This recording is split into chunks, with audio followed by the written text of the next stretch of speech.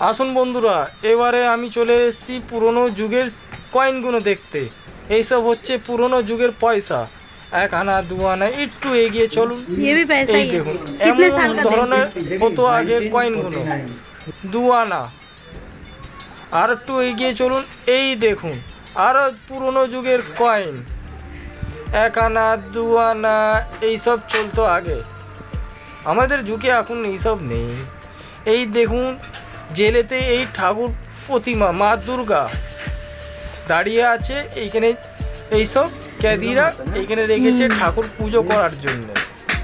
এমনি এমনি থাকতো আগেকার লোকেরা, ঠাকুর এমনি বানাতো, এমনি ছিল। আর একটু এগিয়ে চলুন, এই দেখুন আবার ওই পুরোনো টাকাগুলো দেখাচ্ছে আপনাকে।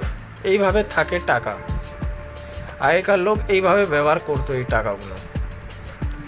এই 1.5 টাকা, এই দেখুন লেখা আছে 2004-এর কয়েন।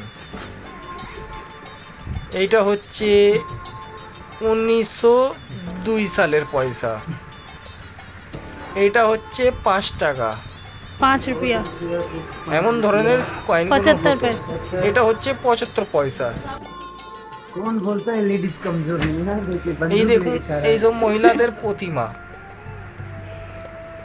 এবারে আমরা একটু ভিতরে যাচ্ছি এই ভিডিও কনফারেন্সে। এইখানে ভিডিও কনফারেন্সের মাধ্যমে সব কিছু দেখানো হবে। এটা আমার একটা শালা जीजा कहाँ দেখাচ্ছে गया तेरा? এইভাবে। ओ भाई साहब, भीतर ढुके गেছে তোমার মামা। আসো। এবারে চলুন ভিতরে যাই। এই ভিডিও কনফারেন্স রুম, সব প্রজেক্টর লাগানো, এসি লাগানো, ইভন এখানে একটা সিকিউরিটি গার্ড রয়েছে।